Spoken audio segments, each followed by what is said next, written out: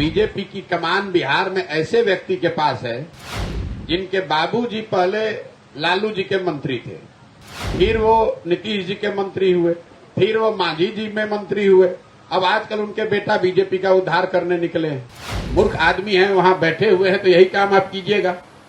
आप आए और चुनाव में कह दिया कि हम 10 लाख लोगों को नौकरी दे देंगे, पहली कैबिनेट में दे देंगे, एक साइन करेंगे और नौकरी मिल जाएगी। ये आपको दिखाता है कि आप कितने बड़े अज्ञानी हैं। किसी कैबिनेट के पास ये अधिकार है कि आप वहां साइन कीजिए, लेकिन आपके बाबूजी का राजतंत्र है कि राजा है कि आप साइन कीजिएगा, लोगों को नौकरी मिल जाएगी। नरेंद्र मोदी प्रधानमंत्री के चेहरे पर जो वोट है वो वोट है। बिहार के किस बीजेपी नेता के नाम पर 5 को वोट है, आप बताइए ना। नमस्कार, मेरा नाम आलोक है। आप लाइव स्ट्रीज देख रहे हैं। जनसुराज यात्रा पर निकले प्रशांत किशोर जो पूरे बिहार का भ्रमण कर रहे हैं, अब उन्होंने आज बीजेपी पर खूब हमला बोला है। बिहार बीजेपी के ऐसे किसी नेता में इतनी ताकत नहीं है। देखिए, बीजेपी को उसकी औकात बताई है। बिहार बीजेपी के नेताओं को साफ साफ कहा है कि किसी नेता में ऐसी कोई ताकत नहीं है जिनके दम पर 5 वोट भी ला सके। वो तो नरेंद्र मोदी का सिर्फ चेहरा भंजा रहे हैं। वहीं तेजस्वी यादव के बस की बात नहीं है 10 लाख लोगों को नौकरी देना। ये कोई उनके पिताजी का राजतंत्र नहीं है, ये भी उन्होंने साफ साफ कहा। देखिए, प्रशांत किशोर आज बीजेपी और तेजस्वी यादव पर खूब ज़ोरदार हमलावर थे। क्या कुछ उन्होंने कहा है, देखिए काफ़ी सारी बातें उन्होंने कही है। नरेंद्र मोदी की मैजिक को लेकर एक तरफ जहां बीजेपी साफ साफ ये कह रहे हैं कि नरेंद्र मोदी के फेस का मैजिक जो है भी जारी है, वहीं बिहार बीजेपी के नेताओं को कैसे औकात बताई है प्रशांत किशोर ने, जरा सुनिए। बीजेपी की तो हालत ये है कि बीजेपी की कमान बिहार में ऐसे व्यक्ति के पास है जिनके बाबूजी पहले लालू जी के मंत्री थे, फिर वो नीतीश जी के मंत्री हुए, फिर वो मांझी जी में मंत्री हुए, अब आजकल उनके बेटा बीजेपी का उद्धार करने निकले हैं। जरा देखिए, यही तो हालात है। मैं रोज बता रहा हूं, पिछले 30 वर्ष में बिहार में जितने लोग मुख्यमंत्री, जितने लोग एमएलए और एमपी बने हैं, चाहे जिस दल से बने हों, वो कुल 1250 से 1500 परिवार के लोग ही यहाँ एमएलए एमपी बना है। जिस दल का, जिस नेता का हवा हुआ, सब उसी में आ जाता है। बीजेपी जैसे दल में भी उनको भी कोई नया आदमी नहीं मिला, उनको भी वही मिला है जिनके बाप दादा पहले से यहाँ राज करते रहे। तो उनके बाबूजी के पास कौन सा ऐसा ज्ञान था जो 15 साल में उन्होंने नहीं किया, जब उनके बेटे अब आकर कर देंगे। तो बीजेपी का क्या है, अभी तो वो खोज ही रहे हैं। जैसे आप तालाब में मछली पकड़ते हैं, तो वैसे बीजेपी वाले मछली की तरह खोज रहे हैं कि कोई मिल जाए जिसके चेहरे पर हम यहाँ खड़ा हो जाए।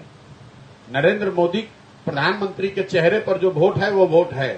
बिहार के किस बीजेपी नेता के नाम पर 5 को वोट है, आप बताइए ना। अभी जो इनसे पहले अध्यक्ष थे बीजेपी के, वो जब लड़े दूसरे दल से तो उनको 6000 वोट आया था विधायकी में। अभी एमएलसी का चुनाव हुआ है, 5 वहां बीजेपी के एमपी हैं और 5 एमपी की ताकत मिलाकर भाजपा को 495 वोट मिला है। ये तो मोदी जी के चेहरा पर, हिंदुत्व के नाम पर, राम मंदिर के नाम पर हिंदू मुसलमान करके जो वोट लेते। देखिए बिहार, देखिएगा बीपीएससी पूरे साल में 10,000 से ज्यादा लोगों को नौकरी देने की क्षमता उनके पास है ही नहीं। मतलब जितने लोगों को एप्लीकेशन लेना है, टेस्ट परीक्षा लेना है, पास करना है, उनकी क्षमता एवरेज 10,000 की भी नहीं है। आप कहां से, अगर मान लीजिए कि नियमावली सही भी है, एक बार को मान लीजिए, तो 2 लाख शिक्षकों की नियुक्ति करने में इस बीपीएससी को कम से कम 5 वर्ष लगेगा। ये तो पूरे तरीके से बेवकूफ बना रहे हैं। और नियोजित शिक्षकों को कह रहे हैं कि आपको 3 अवसर है, तो 4 लाख शिक्षक अगर 3-3 बार परीक्षा देने को तैयार हो भी जाए तो 12 लाख लोगों की शिक्षा परीक्षा की बात है। ये करेगा कौन? यही होता है जब आप मूर्ख आदमी हैं, वहां बैठे हुए हैं, तो यही काम आप कीजिएगा। आप आए और चुनाव में कह दिया कि हम 10 लाख लोगों को नौकरी दे देंगे, पहली कैबिनेट में दे देंगे, एक साइन करेंगे और नौकरी मिल जाएगी। ये आपको दिखाता है कि आप कितने बड़े अज्ञानी हैं। किसी कैबिनेट के पास ये अधिकार है कि आप वहां साइन कीजिए, लेकिन आपके बाबूजी का राजतंत्र है कि राजा है कि आप साइन कीजिएगा, लोगों को नौकरी मिल जाएगी। कैबिनेट ये निर्णय कर सकती है कि इतने पद सृजित किए जाएं, इतने और लोग बहाल किए जाएं। कैबिनेट नौकरी कैसे दे देगी? लेकिन बिहार में घूम घूम कर लोगों को मूर्ख बनाया गया कि पहली कैबिनेट में 10 लाख लोगों को नौकरी दे देंगे। अब आपसे, आपके जरिए मैं पूछ रहा हूं कि भाई कैबिनेट हो नहीं रही है कि आपका कलम स्याही सब खत्म हो गया है? क्यों नहीं दिया है? प्रशांत किशोर ने क्या कुछ कहा आपने सुना है। तेजस्वी यादव हो या फिर बीजेपी हो, खूब जमकर हमला बोला है और क्या कुछ नहीं कह दिया आपने सुना है। नरेंद्र मोदी के दम पर सिर्फ वोट मांगते हैं और सिर्फ 1200 परिवार के ही लोग MP MLA बन रहे हैं। सोचिए बिहार की जनता को क्या ये फैक्ट मालूम था, और बिहार की जनता को क्या नेता सिर्फ मूर्ख बनाकर ही उनका वोट लेते हैं। ये बड़ी बात भी कही है। आपने सुना है प्रशांत किशोर के तीखे स्वर।